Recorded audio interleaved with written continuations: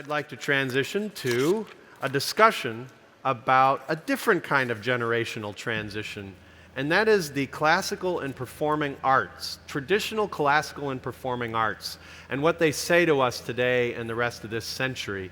So for this, I'd like to bring my good friends to stage, Dave, Howard, and Patricia.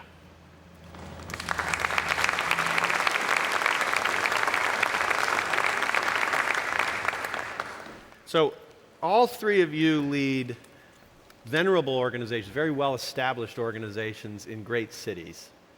Of course, Chicago. Of course. So I'm biased.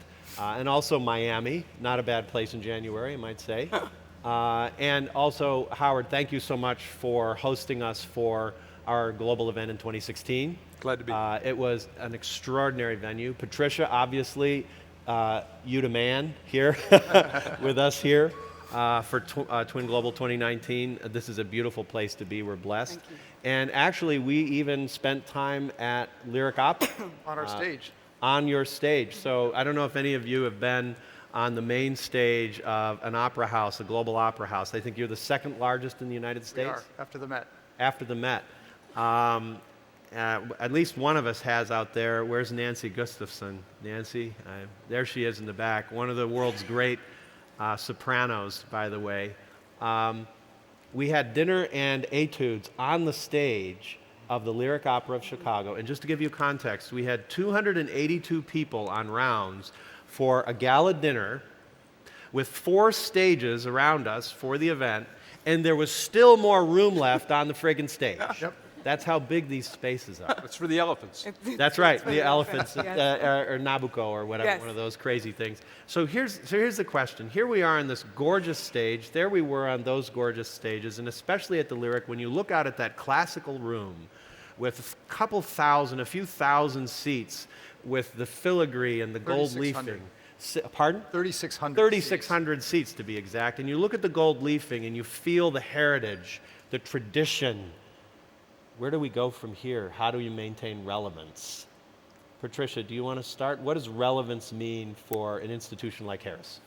Well, to me and to the Harris, relevance means presenting on our stage artists of the highest caliber from all over the world, telling stories that have already been told in new ways, telling stories that have been told in the same old way, but finding a way to bring the audience along to understand why they were important at the time they were important, and also telling stories that have yet to find a stage and a new platform.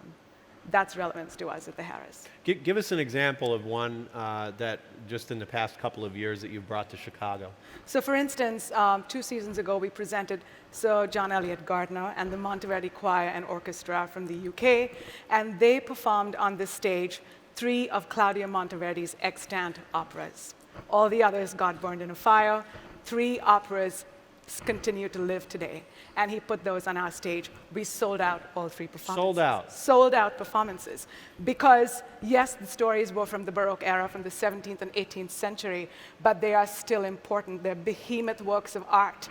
And they are important for us as custodians of the art to keep those works alive and to be able to present them to the audiences so that audiences understand what happened back in the 17th and 18th century. And by the way, so it wasn't about looking only to the future and avoiding the past. It was about celebrating the past and sharing it up with people who maybe have never. What percentage of that audience would you say had not experienced something like that before? Oh my God, I think that there was about 11% of our audiences that were brand new just because of the crazy marketing campaign we did online and social media and all of those things. But what was really transformational for us was that there were people from all over the United States that descended to Chicago. They came here. Yes, because it went only to 2 places. It went to Carnegie Hall and to the Harris. Wow. And so they came to Chicago in the middle of the winter, and they came to all 3 performances back to back. Wow. So we brought along our audiences who've been with us for the past 16 years and know what we do,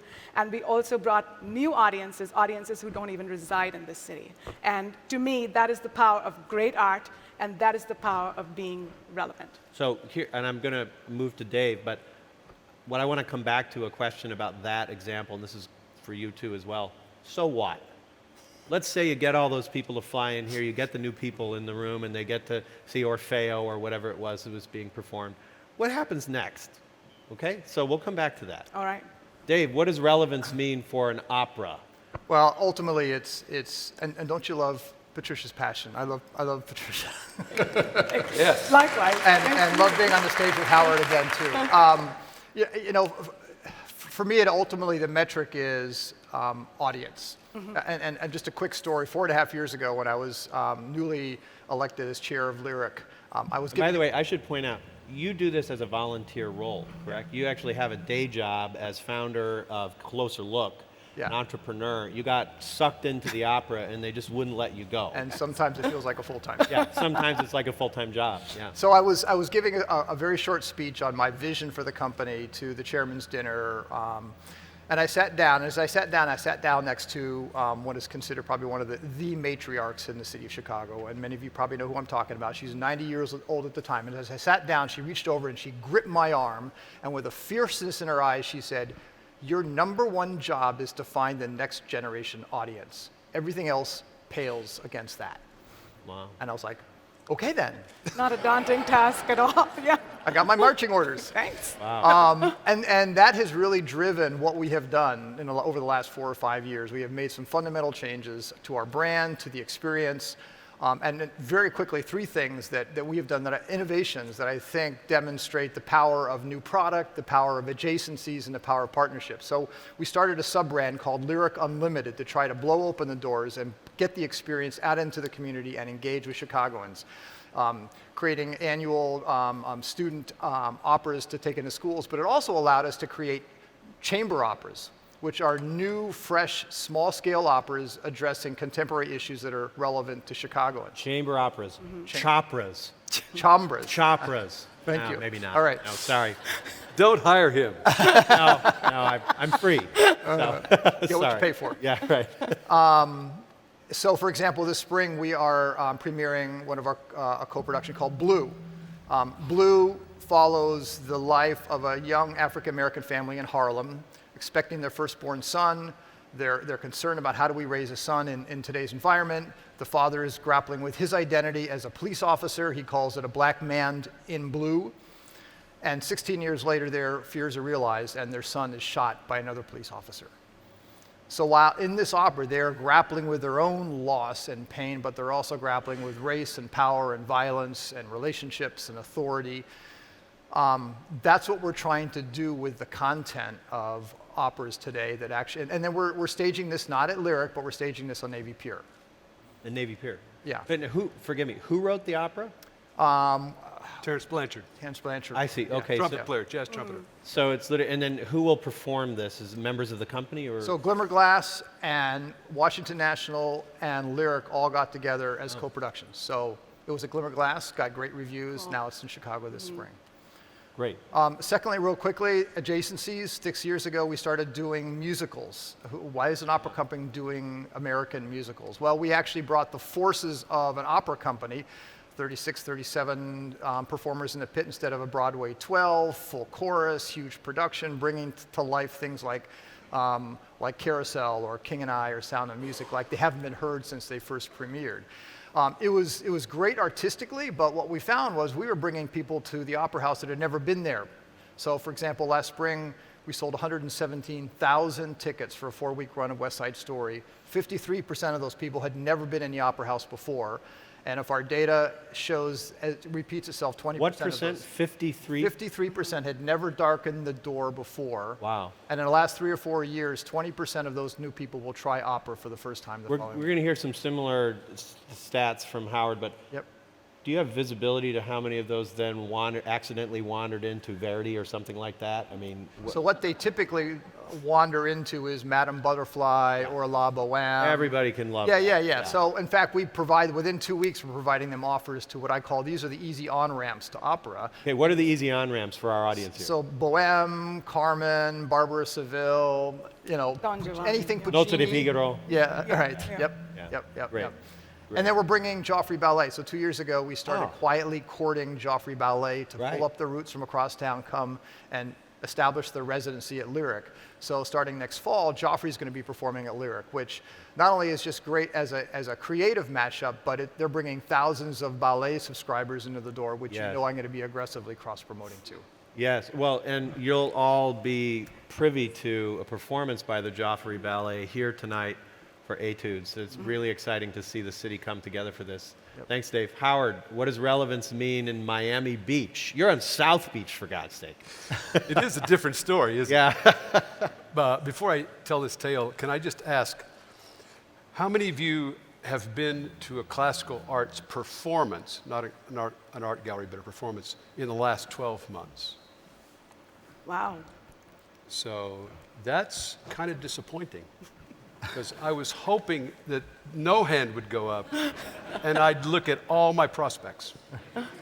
Well, I want them to know that Journey is not included in classical. Okay, there we go. Okay, I just want to. Got it. So relevance, we talk a lot about relevance at the New World Symphony. Just a bit of context. We are a graduate school, a non-degree granting graduate school. We're actually an orchestral academy.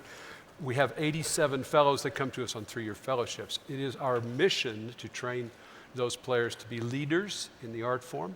And we say that our vision is a strong and secure future for classical music, and that we will reimagine, reaffirm, express, and share its traditions with as many people as possible. That is the key phrase.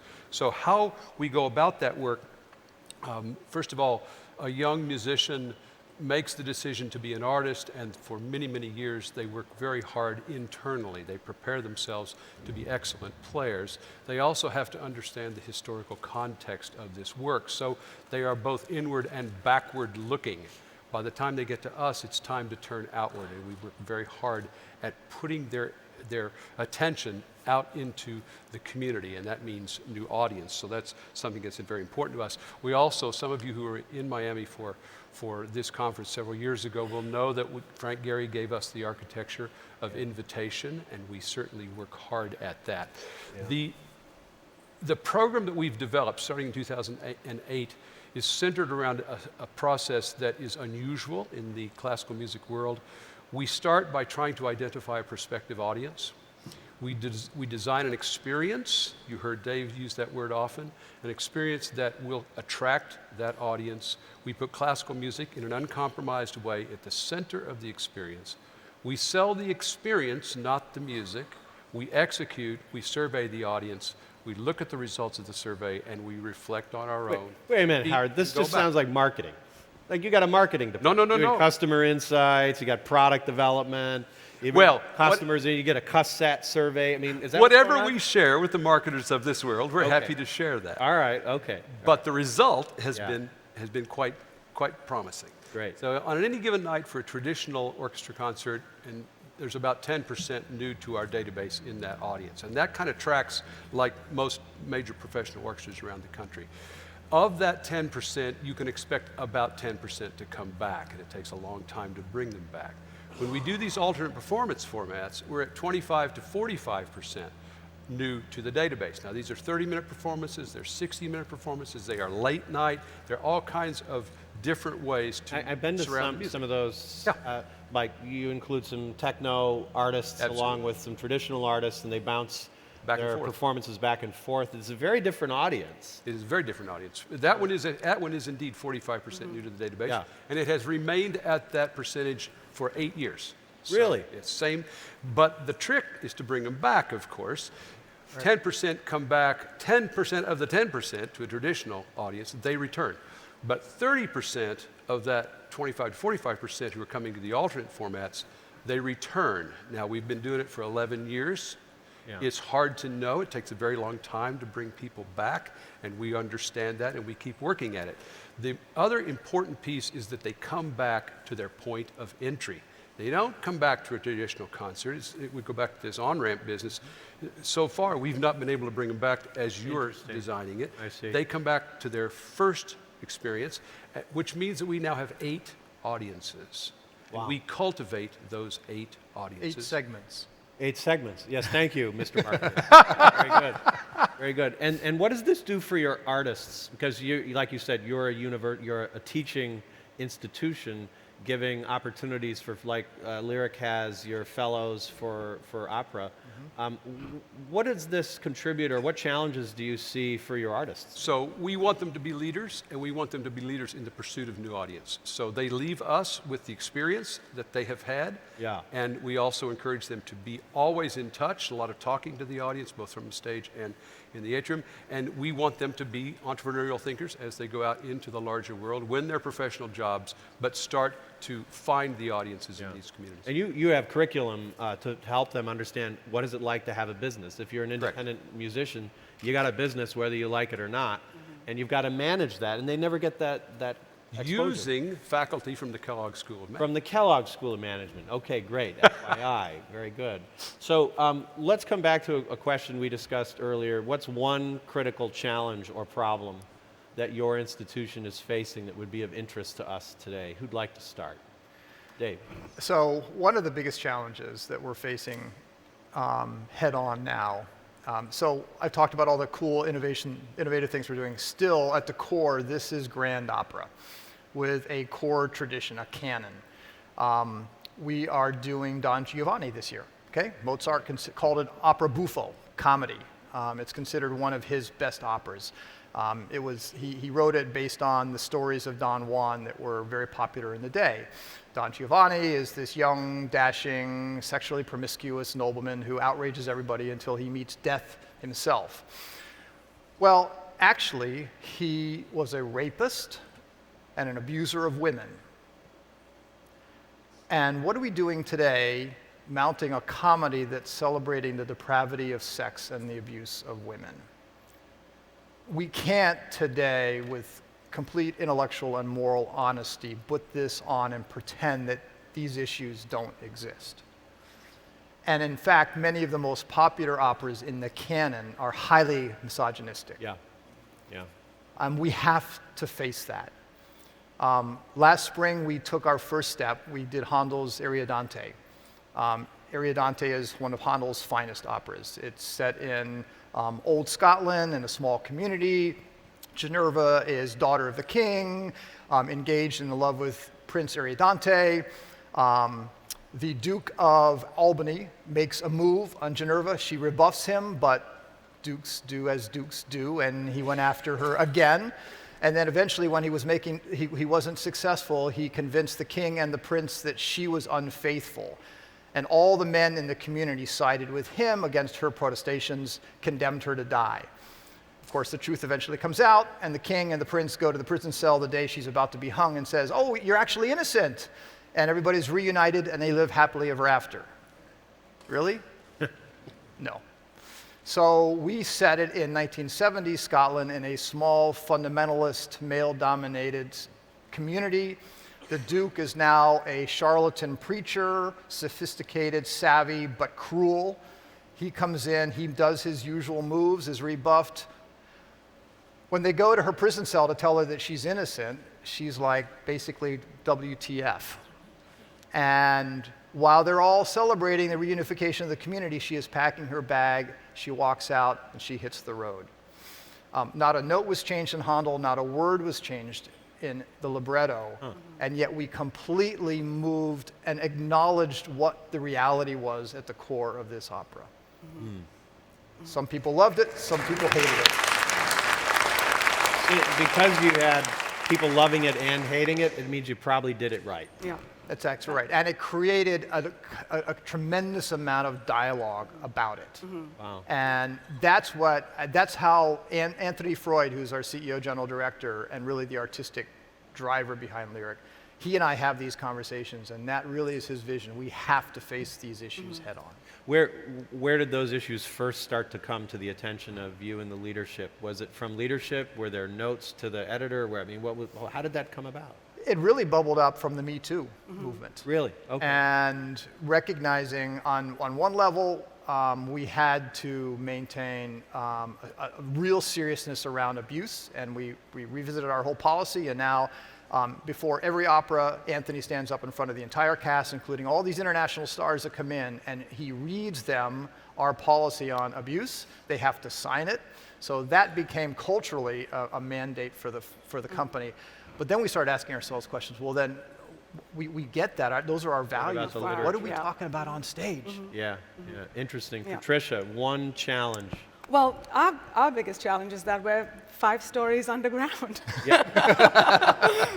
And very often people are walking right by our doors and don't even know that there's a theater here. Ah, right. So, for us, so we're looking at several things, but, much to the point that David was making, we're really looking at what it is we're offering on stage as programming options. Yeah. So we want to, of course, continue the direction of presenting works of great orchestral magnitude and ballet and so on. But we're also looking at breaking down barriers, looking at the makeup of the city and truly the world that we live in. I've been working in the performing arts since 1995 with the Toronto Symphony Orchestras, where I started my career. And there was no one on that stage that looked like me. I'm Indian. And so for me, really early on, it became imperative that we continue to keep our existing audiences, but expand their palettes, Yeah. and at the same time Expand their palettes. find a new audience for the arts. And the way to do that is to make sure that we're putting on stage an audience that looks like the city and the world that we all live in. And you bring artists from all over the world. All over the world. That are starting to see this place as an epicenter for that. Absolutely. We just presented the English National Ballet doing the most wonderful classical ballet, Giselle, except that it was choreographed by a Bangladeshi-born, UK-based choreographer, Akram Khan, who took the ballet, turned it on its head, set it in a factory in Bangladesh. It was a whole new spin, astounding musicality, and fused Western classical ballet with Indian Kathak dance. And we had sold-out audiences. We had lineups outside the theater every single day. Sold out audiences for a 200-year-old ballet. Exactly. And there were tickets going on StubHub for $550 each. And you couldn't get a seat in the theater. So I want to underscore that this is what, 15 years old? 16. 16 years Yeah. old. It's a beautiful institution. I Yeah. remember when it was built. The first few years, nothing against this. It was a very traditional, let's have some orchestral, let's have some dance. Let's Yeah. have some, and then Yeah. Patricia came in and said, we got to stir this up. And you've right. been stirring, and it's been great. Howard, one challenge. So at the risk of sounding like a marketer again, in 1980, the U.S. Census for the first time asked the question, have you been to a classical music concert last year? Source of my question. In 1980, 13% of the American adults said yes.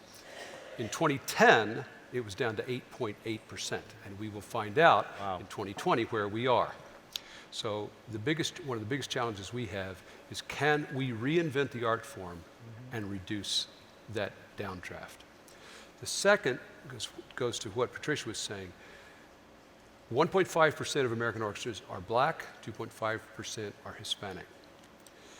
New World Symphony is 20% of color, and we've done that by recruiting, finding that there were a number of people out there who were unwilling to audition because they didn't think they could get in, and we have turned that around. So what is on stage must be part of and reflective of a community, and the question is, how fast can we reverse both of those trends? Otherwise, ultimately, the community won't care. I should also underscore Howard Herring and your partner, Michael Tilson Thomas, who's the, what is this title, Founding Artistic Director. Founding Artistic Director of the New World Symphony and the Center. These gentlemen and their team and their colleagues, it has been a force of nature in Miami. I frankly, 20 years ago, 30 years ago, I remember when I was much younger, any comments in Chicago about Miami, yeah, there's no culture. Cuban, great Cuban food, great Cuban cook, but that's about it.